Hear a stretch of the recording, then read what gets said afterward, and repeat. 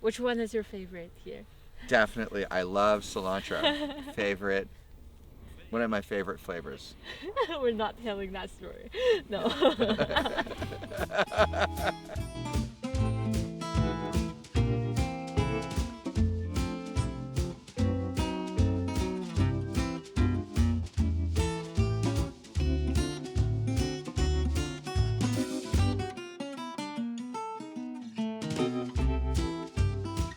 My name's David Greenberg, and I'm the co-owner and head farmer here at Abundant Acres Farm.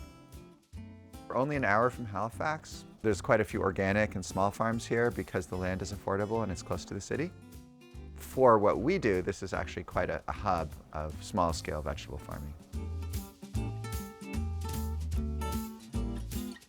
Figuring out how to make a small farm that is economically viable and meets sort of our goals of really high quality production and sustainability has been a very complicated answer to arrive at.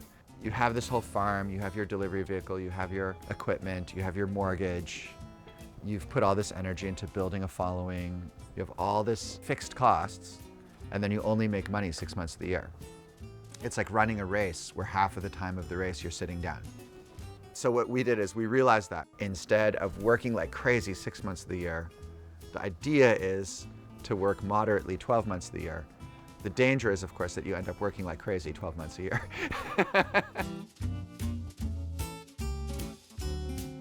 The first thing we invested in was the field tunnels. So we just kept, whenever we could, we'd buy another one, and kept getting better ones, slightly bigger ones, learning how to make them more wind resistant.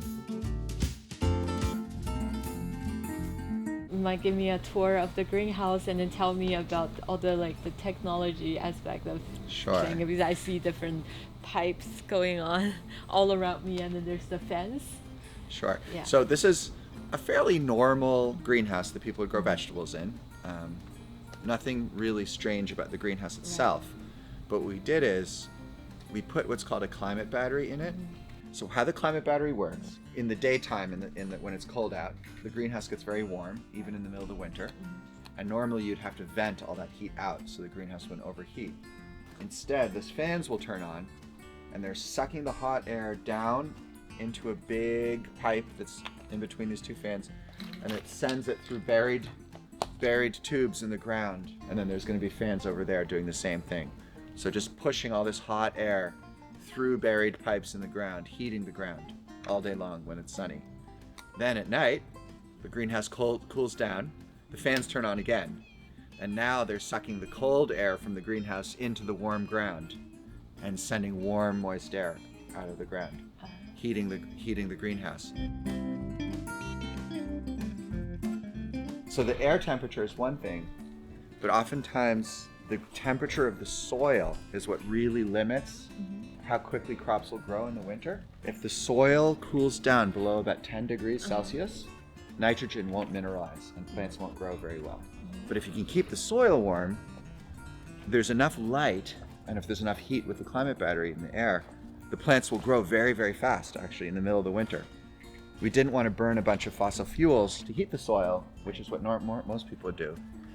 So we put radiant heating pipes, and then what we're going to do is over here, we're going to build a big compost pile, a really big compost pile.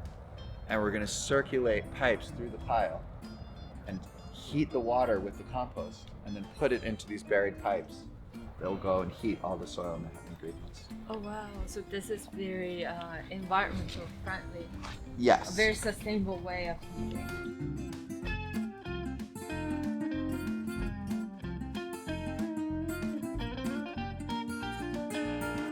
And if the soil gets up in temperature, like I hope it will double the yield of our greens.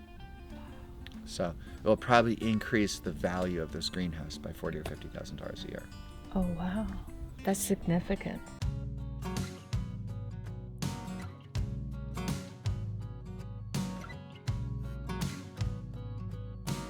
We started the warehouse market in June of 2017, and it was pretty much a big hit right away.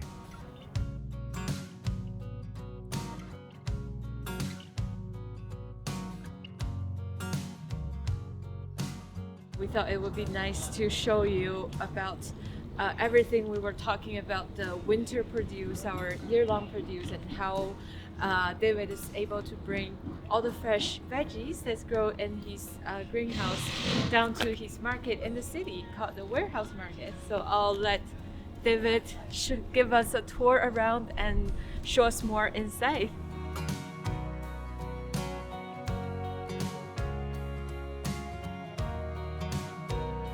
All right, well, welcome to the market. So this market's a collaboration. We have Aficionado, which imports and sources sustainable seafood. Then we have John from Holdenka Farm, who does grass-fed meat. And then we do our produce. And then we also buy in different things like kombucha and cheese and just bread and just everything, mostly from local producers who are friends of ours. And we put it all together here, and it becomes the warehouse market. Look at that thing. Oh my god. Yeah. They're Isn't that beautiful? huge. This is a lettuce type of napa. You can eat it raw or cook it. Think of. And then that's the Tokyo. Yeah, Tokyo Bacana, it's called. It's a Japanese napa. This is from the greenhouse. It's been so warm this year. This broccoli is still from outside. Which is amazing. This is from the greenhouse. Outside. This kale's outside. This kale's from the greenhouse. Of course, the root crops are stored.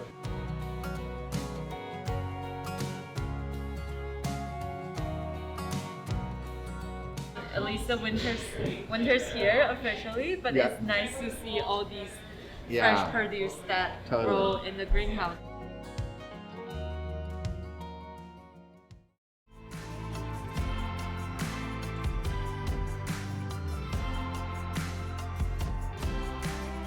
How to grow good food is a really nice part of eating and just living on this planet, and that there's a lot of unintended consequences to a lot of industrial food growing practices.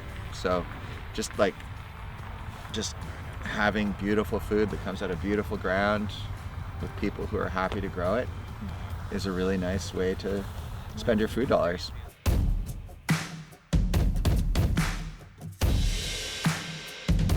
What do you think it means to eat local and buy local food? Yeah. I mean, first of all, it means really fresh, delicious food. That's the first thing, is just, it's good.